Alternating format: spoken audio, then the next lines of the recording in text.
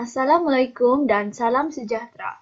Bertemu kita pada pembelajaran hari ini mengenai tema 2 iaitu cahaya perpaduan. Tajuk kita pada hari ini ialah Malaysia Milik Bersama. Baiklah, pembelajaran kita pada hari ini fokus utama pada hari ini ialah menulis perenggan pendahuluan yang terdiri daripada 3 iaitu ayat tema, ayat rangsangan dan ayat arahan.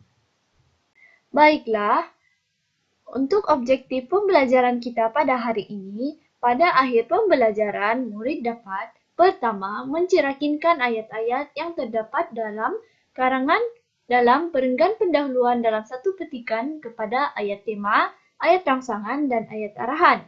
Yang kedua, membina sekurang-kurangnya satu perenggan pendahuluan berdasarkan maklumat yang diberikan.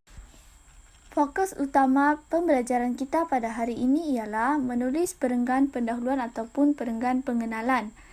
Pertama sekali, cara menulis perenggan pendahuluan. Tips yang pertama, perenggan pendahuluan mestilah mempunyai paling minimum 3 ayat, iaitu paling sedikit 3 ayat, dan jika kamu membina lebih dari 3 ayat adalah lebih baik dan digalakkan. Yang pertama sekali, apa yang perlu ada dalam perenggan pendahuluan ialah ayat tema. Ayat tema ialah isu ataupun topik yang dibincangkan.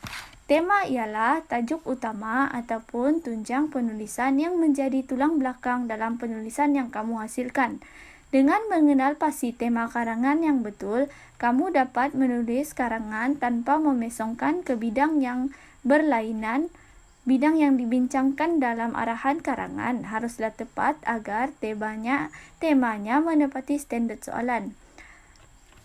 Tema selalunya ataupun kebiasaannya berada pada ayat pertama perenggan pendahuluan kerana tema merupakan isu ataupun topik yang dibincangkan.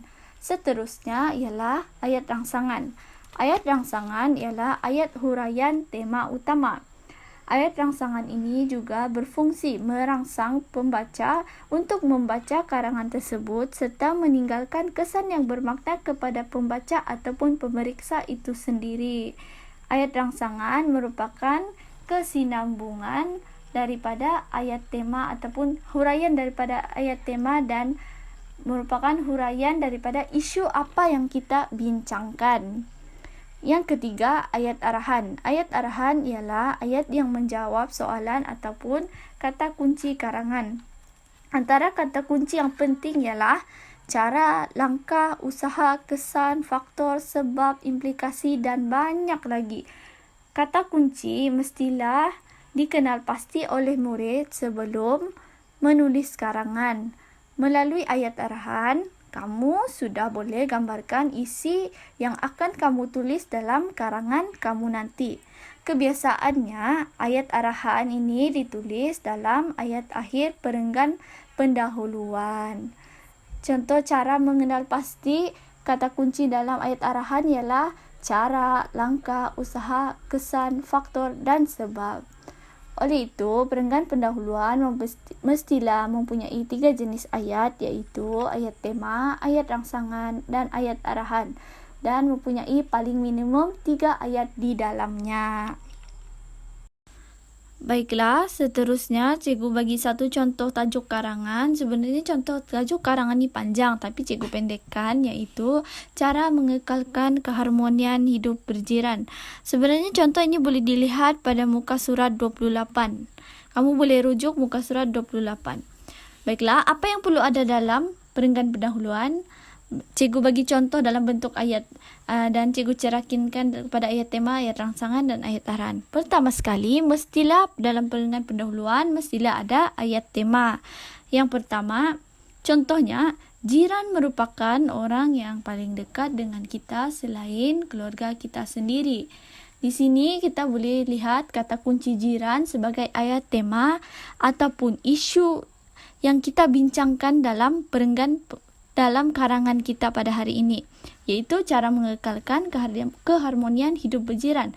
Jadi, perkataan jiran itu merupakan isu atau fokus yang kita bincangkan dalam karangan kita, dalam perenggan pendahuluan. Yang kedua, ayat rangsangan, iaitu huraian kepada ayat tema. Contohnya, jiran penting kepada kita kerana merekalah tempat paling mudah untuk kita mengadu nasib sekiranya dalam kesusahan.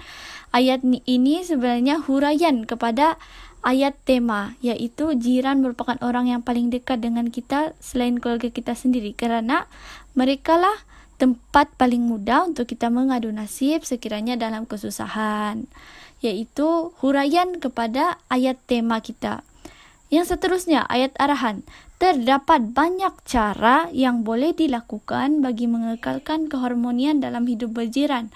Kata kunci yang boleh kita dilihat dalam ayat arahan ini ialah cara, iaitu cara mengekalkan keharmonian hidup berjiran. Kata kunci cara merupakan ayat arahan, dan ayat arahan ini selalu digunakan dalam ayat terakhir dalam perenggan pendahuluan.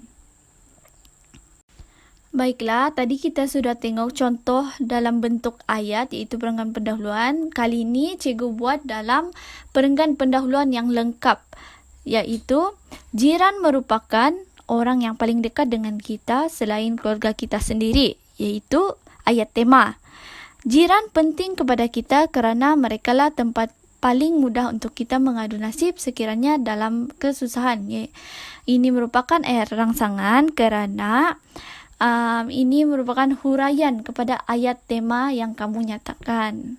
Itu ayat sekali, terdapat banyak cara yang boleh dilakukan bagi mengekalkan keharmonian dalam hidup berjiran.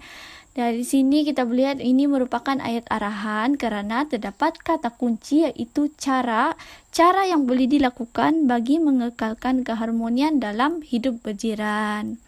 Oleh itu, dalam perenggan pendahuluan kamu, paling minimum 3 ayat, iaitu kalau kurang daripada 3 ayat tidak boleh, tetapi jika lebih dari 3 ayat lebih baik. Dan perenggan pendahuluan itu mestilah mengandungi ayat tema, ayat rangsangan dan ayat arahan itu sendiri. Baiklah, cikgu sudah terangkan kepada kamu bagaimana cara membina perenggan pendahuluan yang mempunyai ayat tema, ayat rangsangan dan ayat huraian. Dan minimum ayat dalam perenggan pendahuluan adalah 3 ayat, iaitu minimum, paling sedikit. Lebih daripada 3 adalah digalakkan dan kurang daripada 3 tidak boleh. Tetapi lebih daripada 3 adalah digalakkan. Baiklah, seterusnya untuk tugasan, cikgu mahu kamu yang pertama cerakinkan ayat-ayat yang terdapat dalam perenggan pendahuluan yang diberikan kepada ayat tema, ayat rangsangan dan ayat arahan. Cikgu mahu kamu buat dalam bentuk peta buih. Yang kedua, cikgu mahu kamu membina satu perenggan pendahuluan yang bertajuk Cara-cara Mengekalkan Perpaduan Negara. Dalam perenggan pendahuluan tersebut, cikgu mahu ada ayat tema, ayat rangsangan dan ayat arahan. Dan minimum ayat dalam perenggan pendahuluan tersebut adalah 3 ayat. Selamat menyiapkan tugasan.